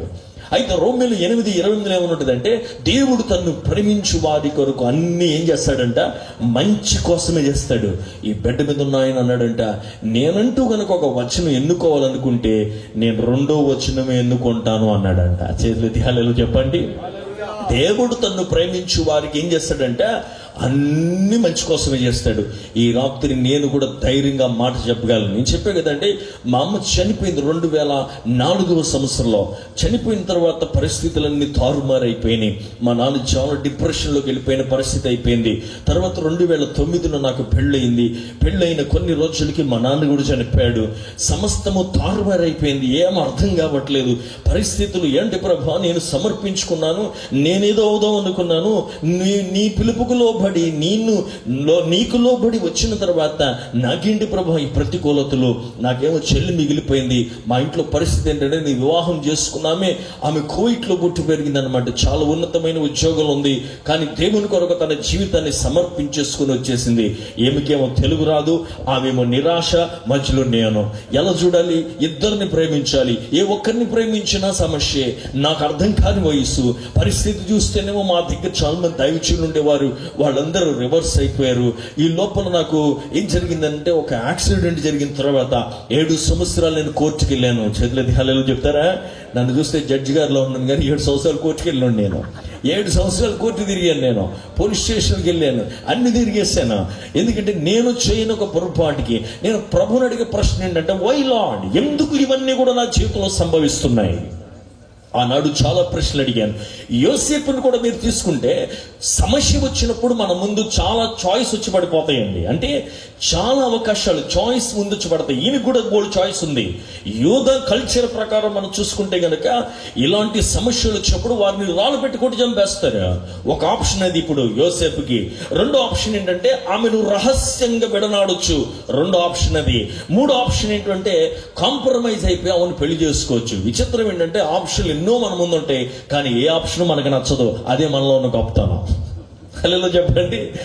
అయితే మొత్తానికి అతని మనసులో ఏమనుకున్నాడంటే, ఆమెను సైలెంట్ గా రహస్యముగా ఏం చేయాలనుకున్నాడంట, విడనాడాలి అని అనుకున్నాడు. దేవుని బిడ్డలారా, మీ ముందు కూడా సమస్యలు ఏర్పడినప్పుడు ఎన్నో చాయిస్ వచ్చి పడతాయి. అది వదిలేయాలా, ఉండాలా, ఏం చేయాలి అని చాలా మంది ముందు వస్తూ ఉంటాయి. ఒకవేళ అటువంటి చాయిస్ పడి ఈ రాత్రి ఇక్కడికి వచ్చి కూర్చున్నావేమో. నా ముందు కూడా చాలా చాయిస్ వచ్చి పడింది. ఈ పరిచర్య వదిలేద్దామా? దేవుడు అసలు నన్ను పిలుచుకున్నాడా? ఒకరోజు అయితే నా భార్య ఎదురు బదురు కూర్చొని, అసలు మమ్మల్ని దేవుడు పిలిచాడు అంటావా? అసలు నన్ను దేవుడైనా ఇక్కడ పంపించాడని ఆమె ఉంటుంది ఒక పక్క నుంచి. నేనేమో ఇదేంటి ప్రభు నన్ను పిలిచి పరిచయం చేయమని నాకున్న పెద్ద సపోర్ట్ మా అమ్మని ఇస్తాడు, కుడి చేయి ఎడం చేయమో మా నాన్న తీసుకెళ్ళిపోయాడు. వెనక చూస్తే వయసు అనుభవం లేదు, ప్రోత్సాహం లేదు, బలపరిచే వ్యక్తి లేరు, ఎవరు లేరు. అసలు ఇది అవసరం అంటావా, చనిపోతే మంచిదేమో అని ఆలోచన ఒక పక్కన. చాయిస్ మీద చాయిస్ ముందుకు వస్తా ఉన్నాయి, ముందుకు వెళ్ళగలలో తెలియని పరిస్థితులు. ఈ రీతిగానే యోసేపు కూడా మనం చూస్తున్నట్లయితే రాత్రి వేళ ఆమెను రహస్యంగా విడనాడాలనుకుని పడుకున్న సమయంలో దేవదూత వచ్చి మాట్లాడుతూ ఉంది యోసేపుతో. దేవునికి స్తోత్రం. భయపడుకుము, నువ్వు ఒక్క పని చేయాలి, ఏంటి తెలుసా, ఆమెను నువ్వు చేర్చుకోవాలి అని చెప్పాడు దేవుడు. హల్లెలూయా చెప్పండి. ఏం చెప్పాడు? చేర్చుకోవాలి. ఇక్కడ మనం నేర్చుకోవాల్సిన అద్భుతమైన మాట ఏంటంటే, జీవితంలో అనేక సందర్భాల్లో కొన్ని సమస్యలు వచ్చినప్పుడు, నాకు సమస్య లేనోళ్ళు ఎవరు లేరు ఇక్కడ. సమస్యలు వచ్చినప్పుడు మన ముందు చాలా చాయిస్ ఉంటాయి. కొన్నిసార్లు మనం ఎన్నుకున్న ఒక చాయిస్ ఇంకా సమస్యలు ఎక్కువ తీసుకొస్తాయి. నేనేమంటా తెలుసా, ఆ ఎన్ని చాయిస్లున్నా అవన్నీ మూటగట్టి తీసుకొచ్చి ప్రభు పాదాల దగ్గర పడేసి, దేవా నీవేం చేయమంటావు చెప్పు, నీ ఆలోచన ఏంటో చెప్పు నాయనా, నన్ను ఈ పరిస్థితిలో ఏం చాయిస్ తీసుకోమంటావు ప్రభు చెప్పని ఆ ప్రభు పాదాలు పట్టుకుంటే, నేను చెప్తున్నాను ఈ నెలలోనే దేవుడు నీ కన్ఫ్యూషన్, నీ డౌట్, నీ పరిస్థితులన్నిటినీ దేవుడు తారుమారు చేసి నీకు ఒక క్లారిటీని ప్రభు ఈ యొక్క క్రిస్మస్ రోజు తీసుకొస్తాడు. నమ్ముతున్న వారు చేతులతో ఒకసారి గట్టిగా హల్లెలూయా చెప్పండి, గట్టిగా హల్లెలూయా చెప్పండి. సో మనం చూస్తే ఆ రోజు రాత్రి ప్రభు వచ్చి మాట్లాడాడు కాబట్టి, ఆ మాటకు విధేయత చూపించాడు కాబట్టి చరిత్రలో నిలిచిపోయిన ఒక పురుషుడిగా మారిపోయాడు. ఎవరో? యోసేపు. ఒకవేళ ఆ రోజు వదిలే నాకెందుకు అని గనక వెళ్ళిపోయి ఉంటే ఈ రోజు ఎవరో కూడా జ్ఞాపకం కూడా చేసుకునేవారు కానే కాదు. ఆ రాత్రి ఎవరు వచ్చి మాట్లాడారంట, దేవుడు తన దూతను పంపించి ధైర్యపరిచాడు. అదే కదా మత్తయి సువార్తలో మనం చదివాము.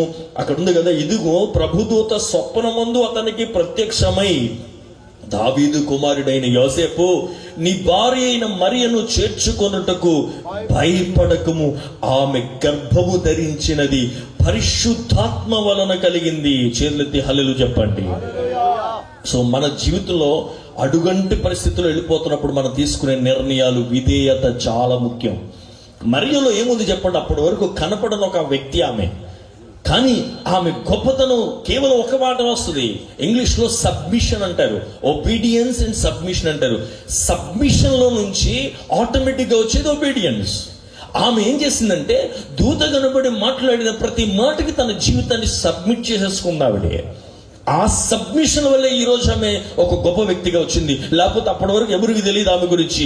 ఆమె పరిస్థితులు చాలా అల్పమైనవి. నేను చెప్తున్నా, నీ పరిస్థితులు ఏదైనా సరే, ఈ రాత్రి వేళ నువ్వు ఎలాంటి స్థితిగతిలో ఉన్నా కూడా, ఈ రాత్రి నువ్వు కూడా ప్రభువుకి సమర్పించుకుంటే నిన్ను కూడా ఒక గొప్ప వ్యక్తిగా ఈ రాత్రి దేవుడు మార్చేస్తాడు ఆయన.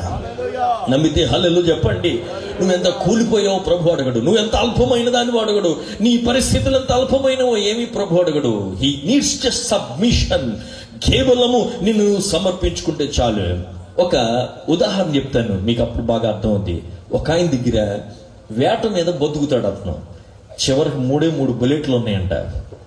ఇక 3 బుల్లెట్లతో ఇక పోయినాయి అంటే ఇక జీవితం అయిపోద్ది అంటే వేట మీద బతికేవాడు. సరే వేటాడదామని వెళ్ళి ప్రార్థన చేసుకున్నాడు, ప్రభువా నాకు 3 బుల్లెట్లే ఉన్నాయి చేతిలో, ఈ బుల్లెట్లతో నేను బతకాలి కనుక మొదటి బుల్లెట్కునే నాకు ఏదో దొరకాలనైనా, లేకపోతే నేను నా కుటుంబం చాలా పరిస్థితులు అయిపోతాయని గురిపెట్టాడంట. కరెక్ట్గా దేని మీద గురిపెట్టాడు, కుందేల మీద గురిపెట్టాడు. కరెక్ట్గా పేర్చిటైలు కుందేలు తప్పుకుని పారిపోయింది.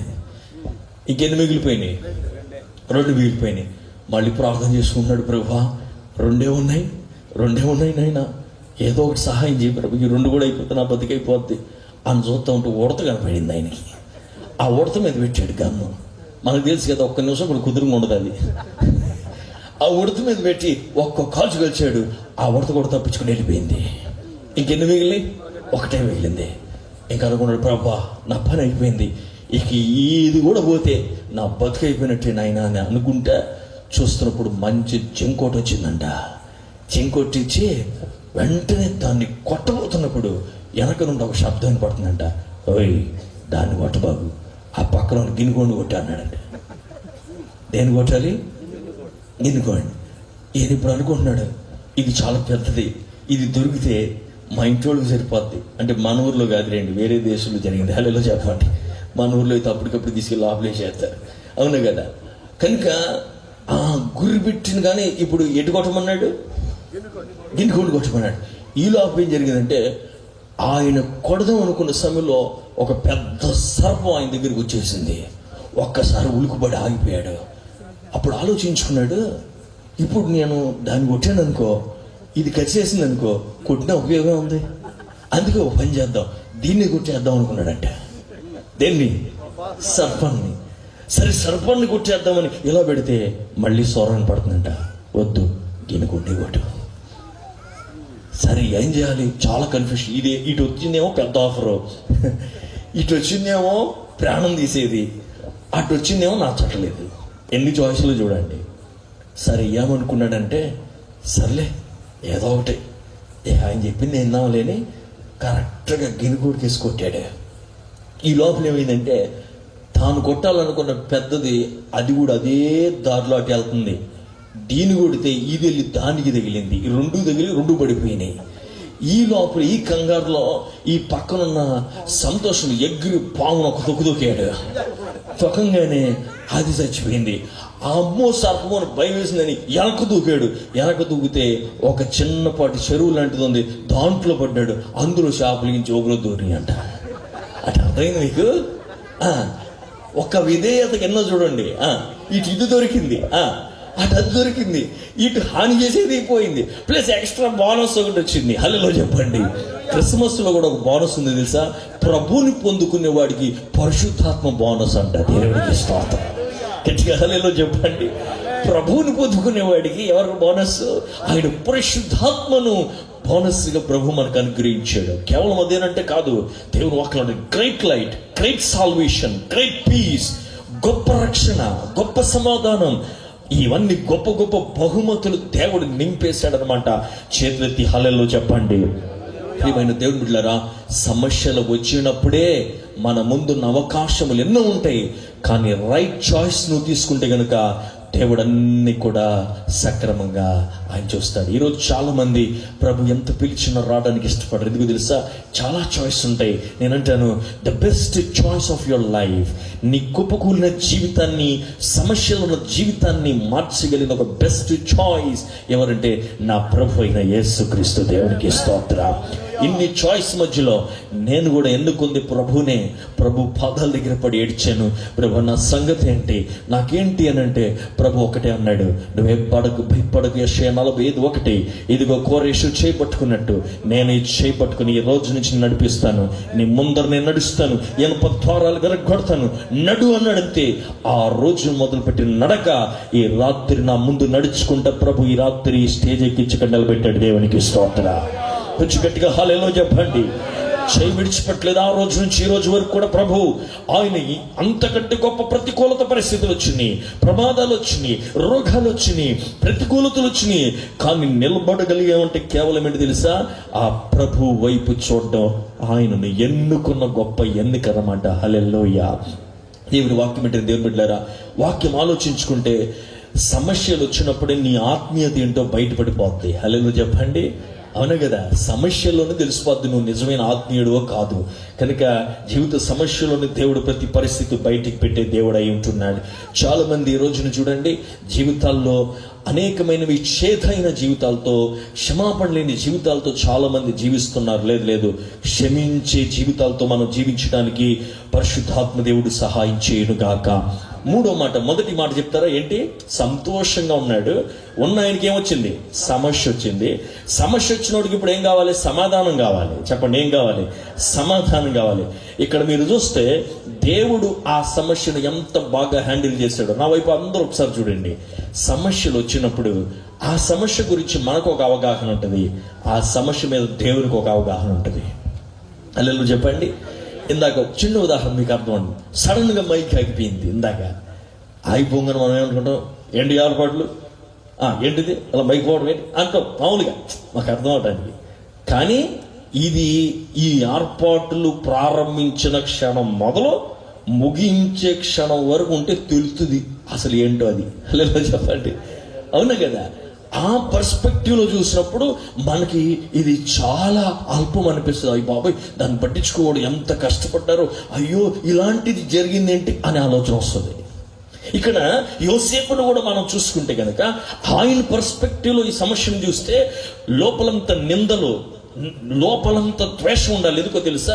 నేను నమ్మిన ఈమె, నేను ఏ ఆమెతో ఎంగేజ్మెంట్ అయిందో ఇప్పుడు ఏమంటుంది, పరిశుద్ధాత్మ చేత గర్భం ఉంటుంది. సర్లే, నేను కొంచెం సర్దుకున్న మనుషులు సర్దుకోరుగా, రేపు ఊర్లో తిరుగుతున్నప్పుడు అవమానిస్తారు కదా, ప్రశ్నిస్తారు కదా, నేను ఎంతమందికి సమాధానం చెప్పాలి, ఏం చేయాలి అని చాలా ఆలోచనలు పడిపోయాడు. దేవుడు అన్నాడు, యోసేపు యోసేపు, నీ పర్స్పెక్టివ్లో చూడబాకు, నువ్వు అనుకుంటున్న ఆలోచనతో సమస్య చూడకు. నేను చెప్తాను చూడు, నీలో పుట్టిన వాడు కుమారుడు కాదు, నీ ద్వారా నేను ఈ లోకంలోకి తీసుకొచ్చిన వాడు రక్షకుడు. ఆయన రాజులకు రాజు, ప్రభులకు ప్రభు, ఆయన అందరినీ రక్షించువాడు నీ లోపలికి వచ్చాడు. ఆ మాట అన్నప్పుడు మనం స్తోత్రం చెప్పాం, ఆయన కూడా సంతోషం అనిపించి ఉంటుంది. కానీ విచిత్రం ఏంటంటే దేవుడు ముగింపు చెప్పాడు కానీ మధ్యలో చెప్పలా. హల్లెలూయా చెప్పండి. సమస్య ముగింపులో ప్రతిఫలం ఎలా ఉంటుందో చెప్పాడు కానీ మధ్యలో ఏమవుతుందో, ఇంకా మధ్యలో సమస్యలు ఏమంటారా, బోలంతుందో అసలు మొదలయ్యేది అప్పుడే. ఇది అంగీకరించి సమాధాన పడిన తర్వాత అసలు సమస్యలు మొదలు. 10 మందికి సమాధానం చెప్పాలి. ఇప్పుడు 10 మంది ముందు తలెత్తుకొని తిరగవలసిన పరిస్థితులు అనమాట. కానీ దేవుడు చెప్పాడు, నువ్వు ఏం చూడబాకు, ఆ ముగింపు చూడు.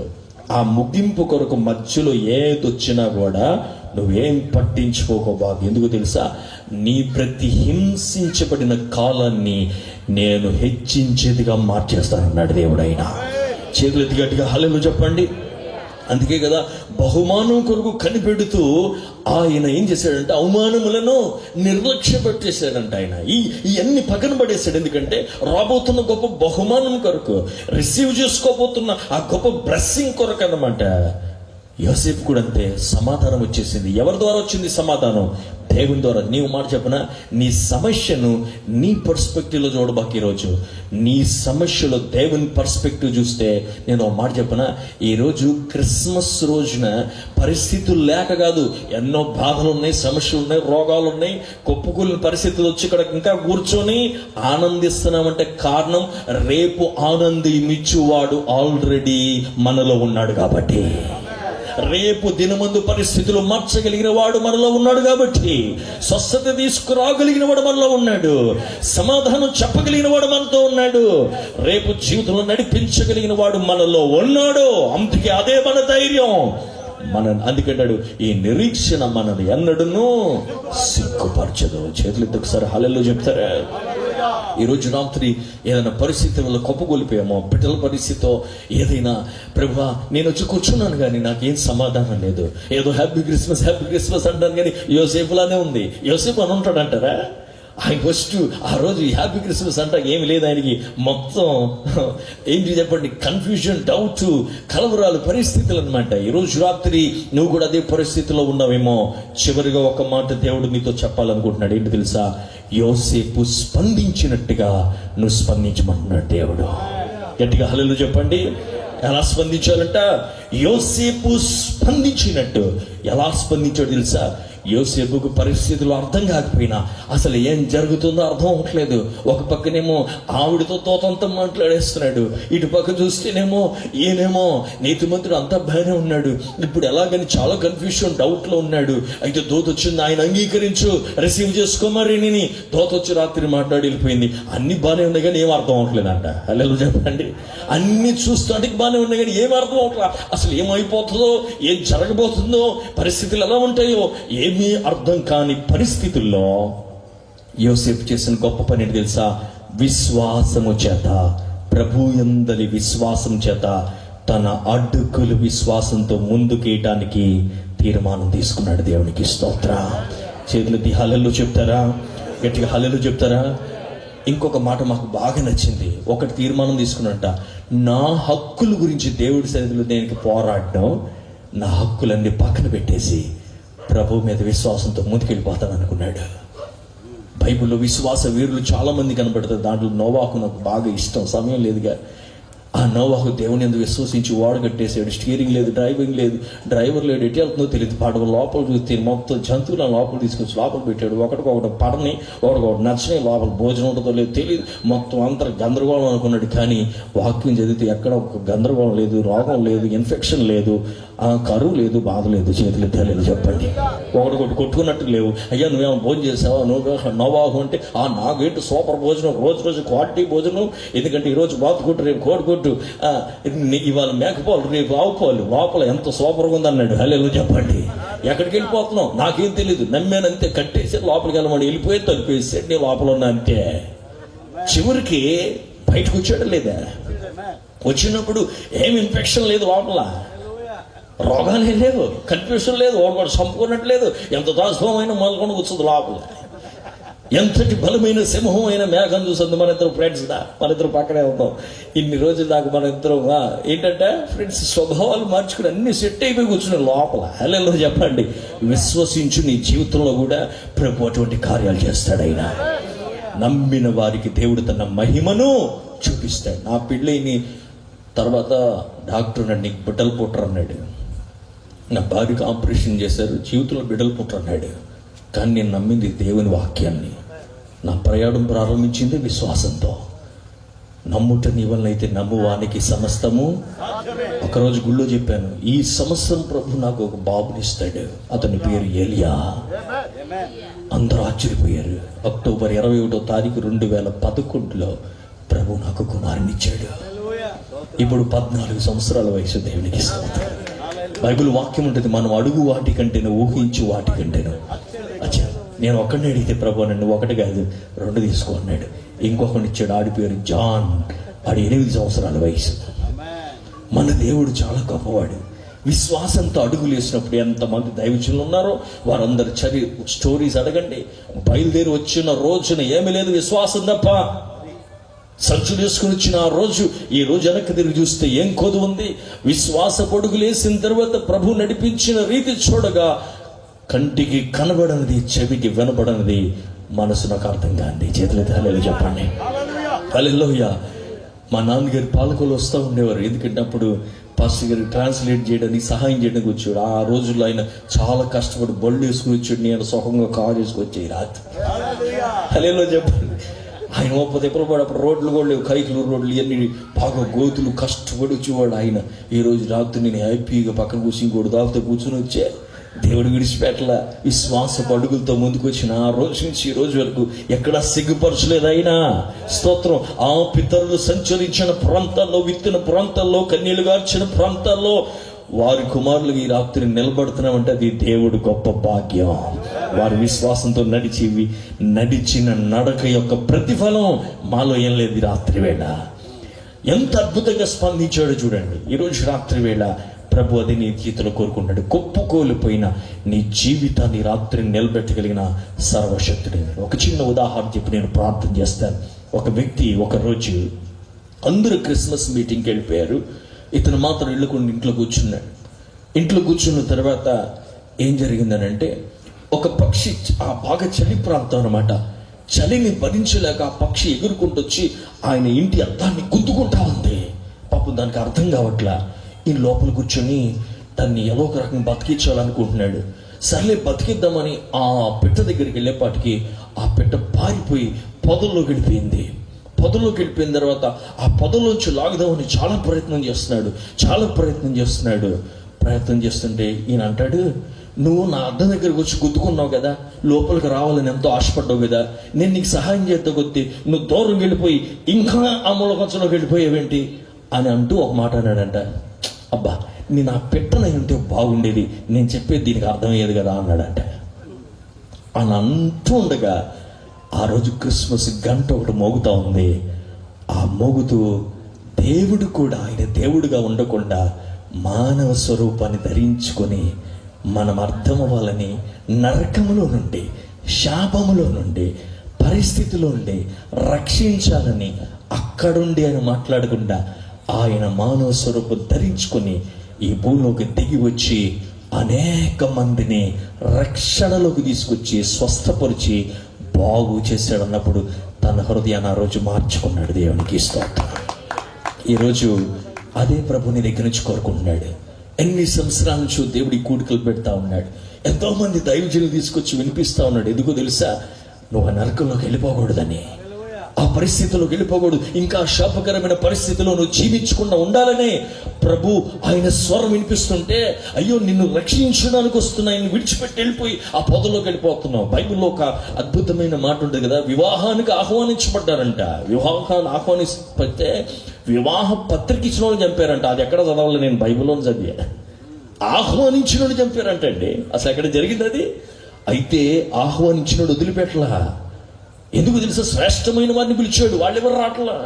కొంతమందికి పత్రికలు ఇస్తే పత్రికలు ఇచ్చినోడు చంపాడంటే, తర్వాత అనుకున్నాడు ఇలా కాదు, ఇదిగో రోడ్డు మీద తిరిగే వాళ్ళు అందరూ పిలిచేయండి రా అన్నాడంట. వాళ్ళందరూ వచ్చేసారు. ఆ గుంపులో మనం ఈ రాత్రి దేవునికి స్తోత్రం. అందరూ కూర్చున్న తర్వాత ఆ పెళ్లిలో ఒక ప్రత్యేకత ఉంది. వస్త్రం వేసుకోవాలి. ఏ వస్త్రం? పెళ్లి వస్త్రం వేసుకుని కూర్చోవాలి. అదొక్కటే రిక్వైర్మెంట్ అక్కడ. అందరూ వచ్చేసారు కదా, పిలిచాడు కదా అని అందరూ కూర్చున్న తర్వాత ఆ రాజుగారు చూస్తుంటూ ఒక్కడు కనబడుతున్నాడు. ఏం లేదు, అడిగి పెళ్లి వస్త్రం లేదు. వెంటనే అడిగాడు, ఏది వస్త్రం ఏది? అన్నీ ఉన్నాయి, పిలిస్తే వచ్చి బాగానే ఉంది, కానీ దానికి ఒక రిక్వైర్మెంట్ ఉంది. ఆయన ఏమనుకున్నాడంటే, రాజుగారి భోజనంలో సూపర్ ఫుడ్ ఉంటుంది, సూపర్ ఫెసిలిటీస్ ఉంటాయి, అక్కడ ఈ జీవితంలో లేనిదాన్ని పొందేసుకుందామని వచ్చి కూర్చున్నాడు. ప్రభు ఎన్ని పొందుకున్నాం మంచిదే, కానీ దీనికంటే మించింది నువ్వేం ధరించుకోవాలి? పెళ్లి వస్త్రం ధరించుకోవాలి. లేదుగా ఇదిగో ఈయన పట్టుకొని కట్టేసి తీసుకెళ్ళి అగ్నిలో పడేయండి రా అన్నాడట. దేవుని వాక్యం ఏంటంటే, దేవుని బిడ్డలారా, ఆ పిలుపే ఈ రాత్రి దైవజనంగా మేము పిలుస్తున్న పిలుపు. హల్లెలూయా చెప్పండి. ఈ పిలుపు ఆగిపోతే ఒక రోజున. ఎందుకు తెలుసా? పెండ్లి కుమారుడు త్వరగా రాబోతున్నాడు. ఆయన ఆ పెండ్లి కుమారుడు వచ్చి తీసుకెళ్ళిపోయిన తర్వాత ఆయన చూసేది ఎవరినో తెలుసా? ఆ రక్షణ వస్త్రం ధరించిన ప్రతి ఒక్కరిని గమనిస్తాడు ఆయన. అయ్యా నేను ఎన్నో కొడుకులు వచ్చానయ్యా, ఎంతో చేశాను, నాకైనా అవసరం, నాకు కనపడాల్సింది రక్షణ వస్త్రం. అది కనబడితేనే దేవుడు ఆ విందులో నువ్వు పాలు భాగస్తులు అవుతావు. చేతులెత్తి హల్లెలూయా చెప్తారా? ఈరోజు రాత్రి వాళ్ళు ఎందుకు మాట చెప్తా తెలుసా? నీ కుప్పకూలిపోయిన యోసేపు జీవితాన్ని దేవుడు తిరిగి కట్టి నిరీక్షణ ఇచ్చి నిలబెట్టి చరిత్రలో ఒక గొప్ప వ్యక్తిగా దేవుడు మార్చి ఏమంటే ఘనత తీసుకొచ్చిన అదే ప్రభు ఈ రాత్రి కుప్పకూలిపోయిన నీకు కూడా అదే మాట చెప్తున్నాడు దేవుడనే. నువ్వు ఎంత కుప్పకూలిపోయినాడు అయినా ఈ రాత్రి నీ దగ్గర నుంచి ప్రభు ఏం కోరుకోవట్లా. ప్రభు అన్నాడు, ఉన్న పోటలు ఆయన దగ్గరికి వచ్చేసి ప్రభా నువ్వు నన్ను రక్షించడానికే కదా వచ్చావు. నేను ఒక స్టోరీ చెప్పి ముగిస్తాను, ఎందుకంటే ఇది మీకు బాగా అర్థమవుతుంది, అందుకని అది చెప్పి ప్రార్థన చేస్తానండి. ఒక రాజుగారు ఉండేవాడు పర్షియా దేశంలో. చాలా మంచోడు ఆయన, చాలా జ్ఞానం కలిగిన రాజు. పరిపాలిస్తూ ఈయన ఏం చేసేవాడంటే మధ్యలో ప్రజల యొక్క క్షేమాన్ని గమనిస్తూ ఉండేవాడు, ఎలా ఉంటున్నారు ఏంటి అనేది. ఒకరోజు ఏం చేశాడంటే రాజు అడుక్కునేవాడు వేషం ధరించుకొని వెళ్ళాడంట. అడుక్కుని వేషం ధరించుకొని వెళ్తే ఒక బ్రిడ్జి కింద ఒక మనుష్యుడు అలాంటి పరిస్థితిలోనే ఉన్నాడు. అతని దగ్గరికి వెళ్ళి, అయ్యా నాకు ఆకలిస్తుంది, ఏమైనా పెడతావా అన్నాడంట. ఆ అడుక్కునేవాడు ఆ బ్రిడ్జి కింద కొన్ని మొక్కలు తీసుకొచ్చి ఇచ్చాడంట. ఆ బాగా మురికున్న ప్రాంతంలో ఉంటున్నాడు. ఇస్తే అవి తినేసి వెళ్ళిపోయాడు. నెక్స్ట్ రోజు రాజవస్త్రం ధరించుకుని వచ్చాడు రాజుగారు. వచ్చి ఇదిగో నిన్న నీ దగ్గరికి వచ్చి అడిగింది ఎవరు తెలుసా? రాజు అయిన నేనే అన్నాడంట. అనగానే ఈ రాజు ఏమనుకుంటున్నాడంటే, రేపు నేను రాజవస్త్రం వేసుకుని వెళ్ళినప్పుడు ఈ వ్యక్తి నన్ను ఏదో ఒకటి అడుగుతాడు, ఎందుకంటే నేను రాజును కదా అని అనుకున్నాడంట. కానీ ఈ రాజుగారు అక్కడికి వెళ్ళిన తర్వాత ఆ రాజుగారు చాలా ఆశ్చర్యపడి ఏమన్నాడు తెలుసా? ఇతను ఏమన్నాడు తెలుసా? అయ్యా నువ్వు ఎంత గొప్పడు అయ్యా, నువ్వు అంతటి మంచి సింహాసనం రాజభవనాన్ని విడిచిపెట్టి నాలాంటి వస్త్రం వేసుకుని నా దగ్గరికి వచ్చావు, నిన్ను అడిగిన వాళ్ళందరికీ నువ్వు ఇచ్చావు, నువ్వు చాలా గొప్పవాడివయ్యా. కానీ నేను ఇచ్చిన భోజనం తిని నేనుండే ఈ మురికి ప్రాంతంలోకి వచ్చి జీవించి నిన్ను నీకుగా నాకు ఇచ్చుకున్నావు చూసావయ్యా, అందుకు నీకు వందనాలు అన్నాడట. గట్టిగా హల్లెలూయా చెప్పండి. ఏమన్నాడు? నిన్ను నీవుగా నాకు ఇచ్చేసుకున్నావయ్యా, అవన్నీ వదిలిపెట్టేసుకొని నాలాగా మారిపోయి నా పరిస్థితులకు వచ్చి నేను ఇచ్చింది నాలా మారిపోయి ఎంత గొప్పవాడివయ్యా అన్నాడట. ప్రభు చేసింది కూడా అదే. ధనవంతుడై ఉండి కూడా ఆయన ఏమయ్యాడంట? దరిద్రుడుగా. మనము ధనవంతులు అవ్వాలని. హల్లెలూయా చెప్పండి. తల వచ్చండి, ప్రార్థన చేసుకుందాం. కూర్చొని ప్రార్థన చేసుకుందాం.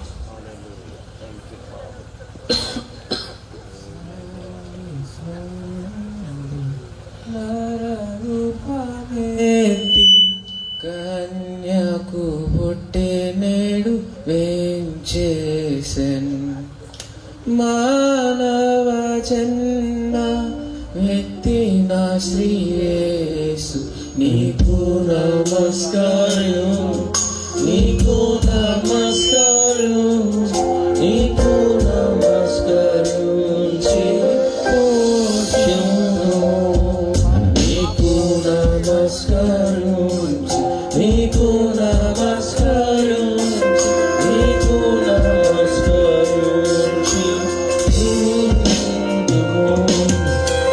ఈ రాత్రి ఇక్కడికి వచ్చిన ఎవరైనా సరే, అయ్యా ప్రభు నాతోనే మాట్లాడాడు, ఆ కుప్పకూలిపోయిన వ్యక్తి నేనే నాయన. నేను చాలా డ్రీమ్స్ పెట్టుకున్నాను ఈ సంవత్సరం, ఎన్నెన్నో కార్యాలు చేయాలనుకున్నాను, అన్ని తారుమారైపోయినాయి, అన్ని కుప్పకూలిపోయినాయి. నా ముందు చాలా చాయిస్ కనబడతా ఉంది. వదిలిపెట్టి వెళ్ళిపోదామా, లేకపోతే చనిపోదామా, ఎందుకులే ఈ జీవితం, ఇదే లాస్ట్ గుడికి ఇంక నేను వెళ్ళకూడదు అని అనుకుని ఎవరైనా వచ్చిన వాళ్ళు ఉంటారేమో ఈ రాత్రి వేళ. నువ్వు చేతులు ఎత్తే నీ కోసం నేను ప్రార్థన చేస్తాను. ఈ రాత్రి వేళ ఇంటిలో కుప్పకూలిపోయిన పరిస్థితులు ఉన్నాయేమో, జీవితంలో ఎన్నో అనుకుని అన్ని తారుమారైపోయినాయేమో, ఒకవేళ వ్యాపారం తారుమారైపోయిందేమో, అనుకున్న లెక్కలన్నీ తప్పిపోయి కుప్పకూలిన పరిస్థితులు ఉన్నాయేమో, నేను చెప్తా ఉన్నాను, చాయిస్ ఏంటో తెలుసా? నీకు సహాయం చేసే ఒక దేవుడు ఉన్నాడు. అల్పులను గనులుగా మార్చిన దేవుడున్నాడు. అద్భుతాలు చేసే దేవుడున్నాడు. నీ కొరకు సహాయకులను పంపించగలిగిన దేవుడు ఒక ఆయన ఉన్నాడు. ఆయన వైపు ఒక్కసారి రాత్రి చేయి పైకెత్తి, ప్రభు నాకు సహాయం చేయి. యోసేపు లేని నాకేం అర్థం కావట్లేదయ్యా, కానీ నీ వైపు చూస్తా ఉన్నాను ఈ రాత్రి వేళ, నాకు సహాయం చేయి ప్రభు అని ఎంతమంది రాత్రి చేతులు పైకెత్తుతారండి? రాత్రి వేళ మీరు చేతులు పైకెత్తుతుండగా నా ప్రభు మీ చేతులు చూస్తూ ఉన్నాడు. ఆయన ఏ యోసేపు దగ్గరికి వచ్చి భయపడకమని చెప్పాడో, ఈ రాత్రి నీతో కూడా చెప్తున్నాడు, విశ్వాసంతో అడుగులు ముందుకే అంటున్నాడు. ముందుకే, నాకు నువ్వు గొప్ప వాగ్దానం ఇచ్చావు నాయన, నా ముందు చాలా పెద్ద వాగ్దానం నెరవేరుస్తాను. నా పరిస్థితులన్నీ ప్రతికూలతలే, అన్ని రివర్స్లోనే ఉన్నాయ్యా. ముగింపు పలికావు కానీ మధ్యలో పరిస్థితులు చాలా ఉన్నాయి. దేవుడు అంటున్నాడు, నేనేది పలికానో అది నెరవేర్చగలిగిన సర్వశక్తుడైన దేవుడిని. నాకు పరిస్థితులతో పని లేదు, పరిస్థితులతో కాలములతో పని లేదు. తగ్గిన సమయంలో కాలము పరిపూర్ణమైనప్పుడు నా కుమారుని ఎలా పంపించానో నీ జీవితంలో కూడా కార్యం జరిగించగలిగిన వాడిని. అయ్యా, ఆ సహాయం కావాల్సింది నాకేనైనా అని ఎంతమంది చేతులు ఎత్తుతారండి? నేను మీకోసం ప్రార్థన చేస్తాను. బలహీనత వల్ల కొప్పకూలిపోయామేమో, పరిస్థితుల వల్ల కొప్పకూలిపోయామేమో, ఎంతో ఆలోచించి దర్శనములకు పరిచర్యలు కళ్ళగని కళ్ళని తారుమారైపోయినాయేమో, అది ఒక వ్యక్తి అయి ఉండొచ్చు, ఎవరైనా ఉండొచ్చు. ఎంతసేపు క్షమించినట్టుగా క్షమించి వదిలిపెట్టేసే రాత్రి వేళ ప్రభు వైపు తిరిగితే ప్రభు నీకు సహాయం చేస్తాడు. ప్రభువా, ఈ చేతులెత్తిన బిడ్డలందరినీ దీవించండి. ఈ రాత్రి ఇక్కడ నిలబడి మాటలు చెప్పడానికి అల్పుడై నన్ను నిలబెట్టినందుకు స్తోత్రములయ్యా. నీకే మహిమ కలుగును గాక. నిలబడుతున్న వారి హృదయంలోనికి మీరు రండి నాయన. పెద్దల హేములోనికి మీరు వస్తే అది అల్పమైంది, ఎంత ఘనమైందో వారి హృదయంలోనికి రండి నాయన. వారి కుప్పకూలిన పరిస్థితిలోంచి వారిని లేవనెత్తండి నాయన. నీకే మహిమ చెల్లిస్తూ యేసు నామములో అడిగి వేడుకుంటున్నాం పరమ తండ్రి. అందరూ చప్పలు కొట్టి ప్రభునామాన్ని గెలుపొందామండి. ఈ రాత్రికాల సమయంలో సాక్ష్యముతో కూడినటువంటి అద్భుతమైన క్రిస్మస్ సందేశమును మనం విన్నాం. దేవుడు తన సేవకులను నిలవబెట్టుకుని మనతో మాట్లాడారు. కనుక మరొకసారి అందరూ చేతులెత్తి దేవునికి స్తోత్రాలు చెల్లిందామండి. స్తోత్రం, స్తోత్రం.